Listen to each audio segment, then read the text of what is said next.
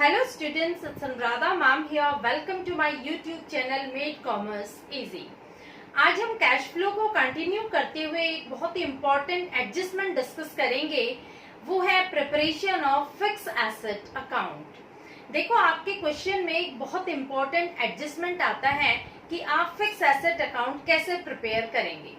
कई बार क्वेश्चन में आपको फिक्स एसेट बनाना पड़ता है on the basis of written down value basis, और कई बार बनाना पड़ता है on the basis of original cost basis.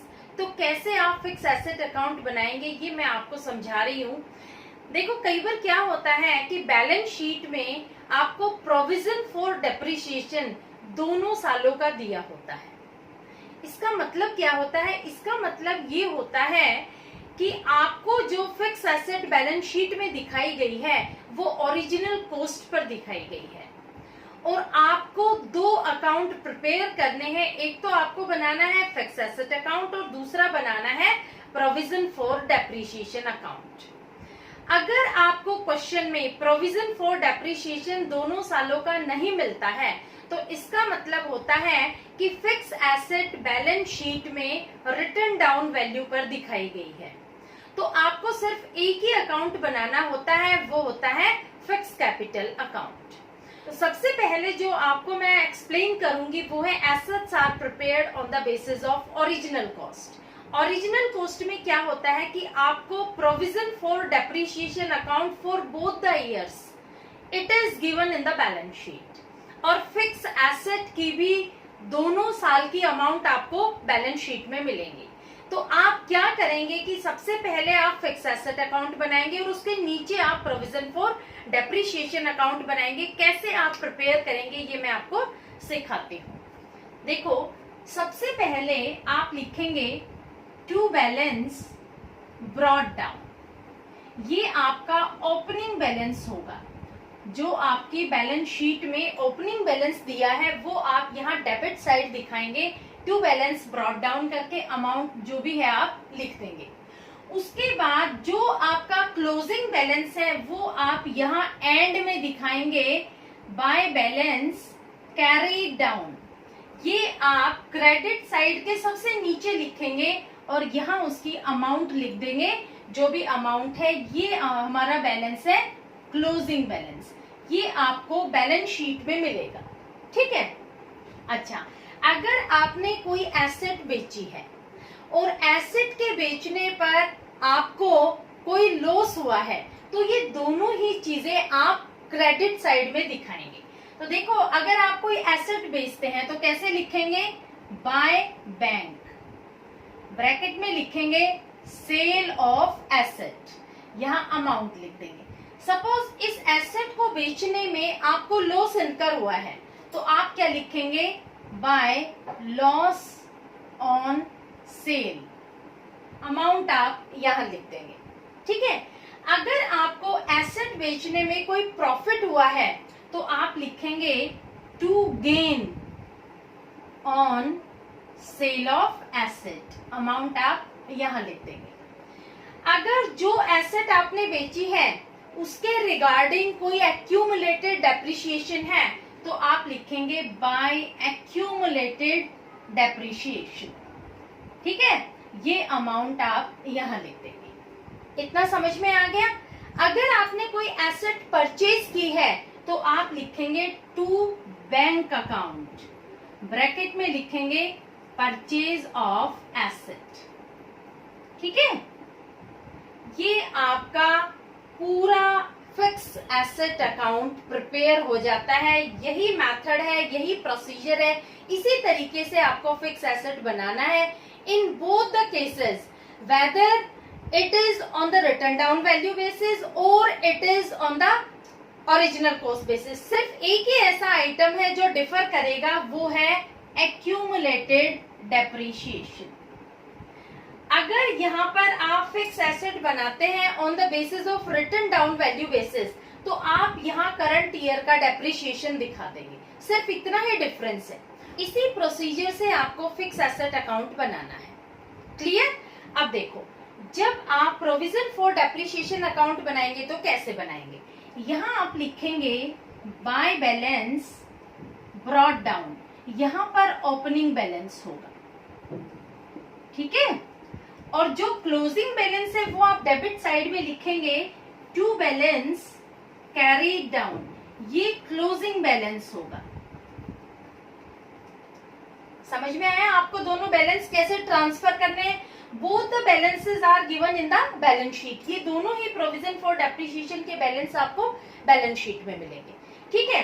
अच्छा, अब जो आइटम आपको तीसरा यहाँ पर पोस्ट करना है वो क्या आइटम है? क्यूमुलेटेड डेप्रिसिएशन की जो अमाउंट आपने यहाँ लिखी है वो सेम अमाउंट आप यहाँ ट्रांसफर कर देंगे, ठीक है। और क्या लिखेंगे?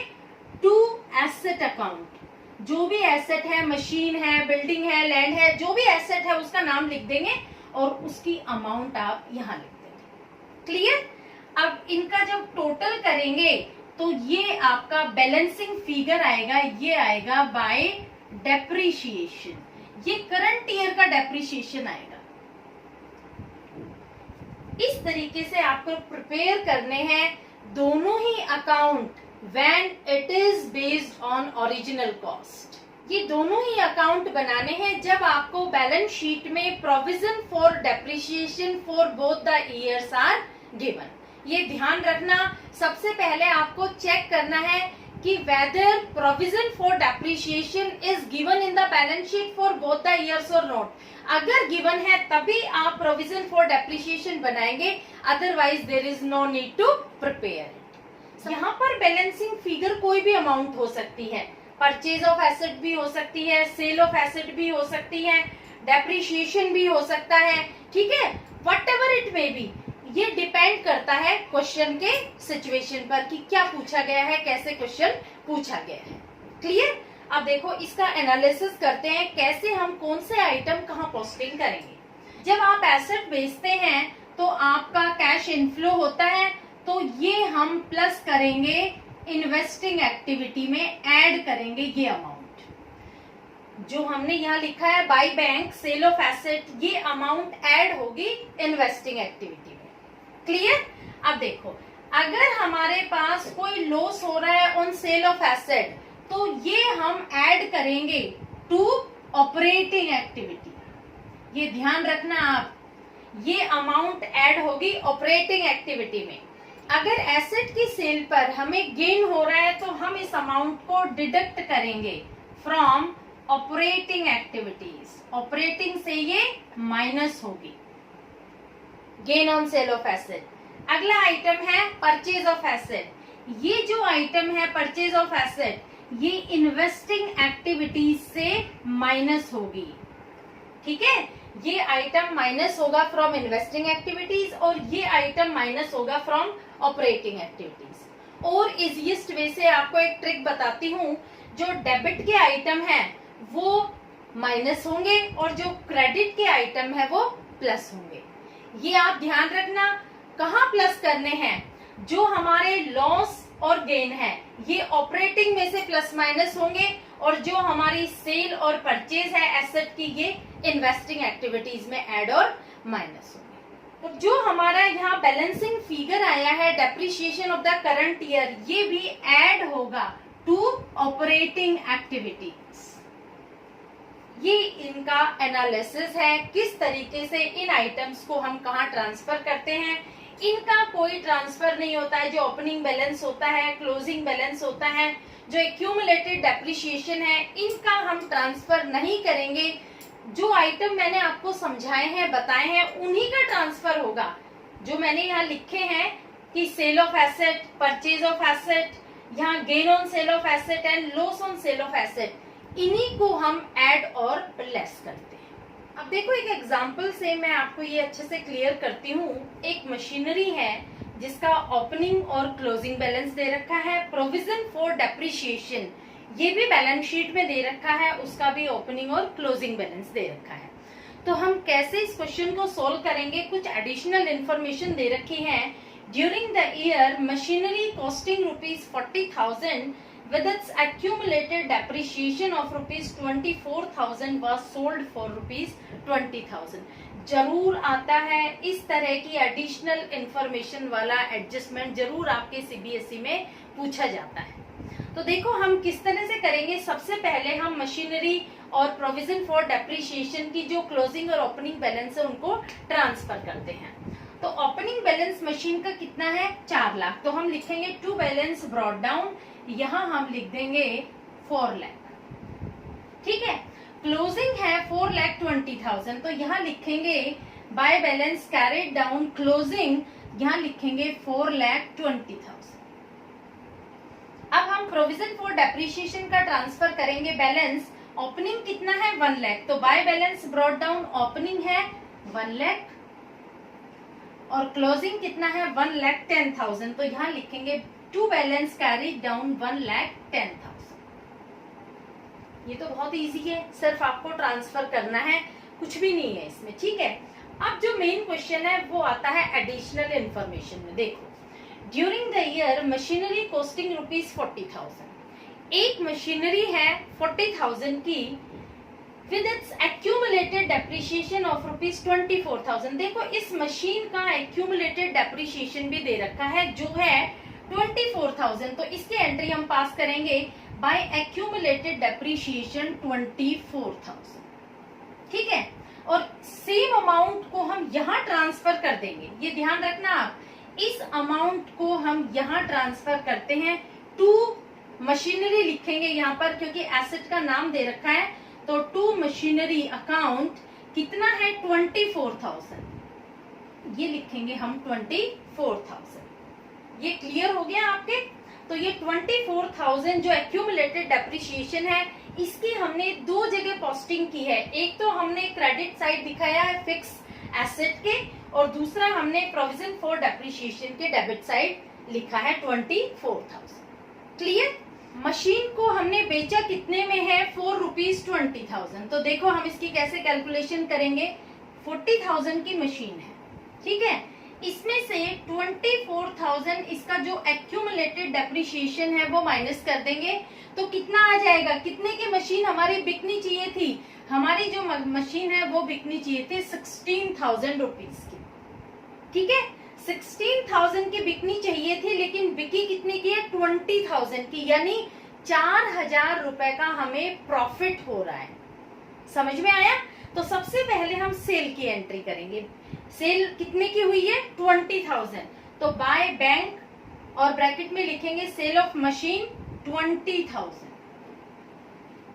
ठीक है, और हमें प्रॉफिट कितने का हुआ है, प्रॉफिट हुआ है 4,000 का। कैसे हुआ है, देखो हमारा जो सेल प्राइस है वो है 20,000 और जो बुक वैल्यू है वो है 16,000। तो sale price is more than the book value, ₹4,000 is the profit. It will be transferred to debit side of asset account. तो यहाँ लिखेंगे to gain on sale of asset 4,000. ठीक है, यहाँ लॉस नहीं आएगा, इन दोनों में से एक ही अपीयर होगा। अगर लॉस होगा तो प्रॉफिट नहीं आएगा, प्रॉफिट होगा तो लॉस नहीं आएगा, तो ये आइटम यहाँ नहीं आएगा। क्लियर।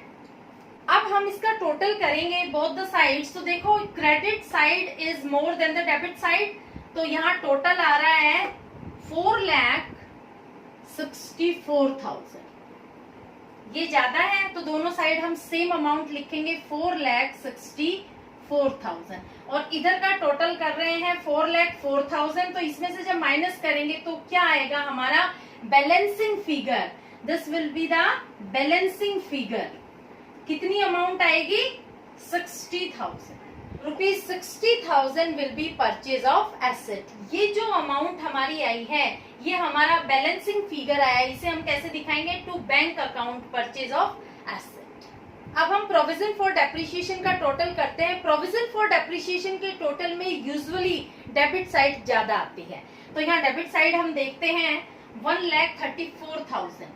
1,34,000 इसका टोटल आया है, यहाँ भी लिखेंगे 1,34,000। ठीक है, और यहाँ आएगा जो बैलेंसिंग फिगर है, ये आएगा इसका बैलेंसिंग फिगर। ये कितना डिफरेंस आ रहा है 34,000 रुपीज। ये हमारा आएगा करंट ईयर का डेप्रिसिएशन। समझ में आया।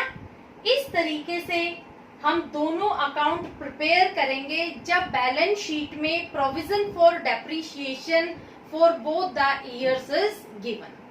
अगर बैलेंस शीट में आपको प्रोविजन फॉर डेप्रिसिएशन या एक्यूमुलेटेड डेप्रिसिएशन नहीं दिया है तो आप अकाउंटिंग ट्रीटमेंट कैसे करेंगे?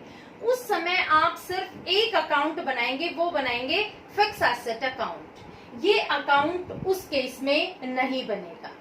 समझ में आया? जो हम प्रोविजन फॉर डेप्रिसिएशन बना रहे हैं ये अकाउंट नहीं बनेगा। अगर बैलेंस शीट में प्रोविजन फॉर डेप्रिसिएशन नहीं दिया गया है फॉर बोथ द ईयर्स तो हम ये अकाउंट नहीं बनाएंगे, सिर्फ फिक्स एसेट अकाउंट बनाएंगे। और यहाँ पर ये आइटम नहीं आएगा, यहाँ करंट ईयर का डेप्रिसिएशन आएगा। सिर्फ इतना सा डिफरेंस है, otherwise all procedure is same. सारा प्रोसीजर वैसे ही होगा, सारी अकाउंटिंग ट्रीटमेंट वैसे ही होगी जो मैंने आपको अभी समझाई है। ऐसे ही यहाँ पर अगर सेल करेंगे एसेट के तो अमाउंट आएगी, परचेज करेंगे तो यहाँ आएगी। Usually purchase of asset balancing figure होता है, ओपनिंग और क्लोजिंग एज यूजुअल लिखेंगे।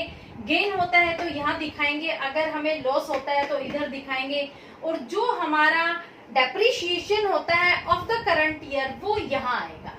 क्या लिखेंगे? Bye depreciation.